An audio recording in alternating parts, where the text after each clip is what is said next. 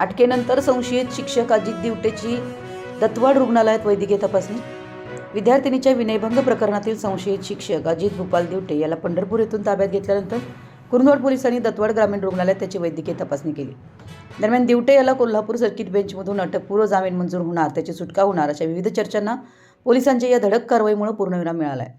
Kurundwad police ठाण्याच्या हद्दीतील विद्यार्थिनीच्या विनयभंग प्रकरणात गुन्हा दाखल झाल्यानंतर संशयित शिक्षक अजित दिवटे गेल्या काही दिवसापासून फरार होता. त्याच्या अटकेसाठी विविध सामाजिक संघटना व राजकीय पक्षांकडून सातत्यानं मागणी होत होती. तपासातील दिरंगाईंवरून पोलीस प्रशासनावरही प्रश्नचिन्ह उपस्थित करण्यात आलं होतं. ताब्यात घेतल्यानंतर दिवटे याची दत्तवाड ग्रामीण रुग्णालयात वैद्यकीय तपासणी करण्यात आली. त्यानंतर पुढील कायदेशीर प्रक्रियेला सुरुवात केली आहे. मराठी एस न्यूजसाठी कुरुंदवाडहून संदीप अडसूळ.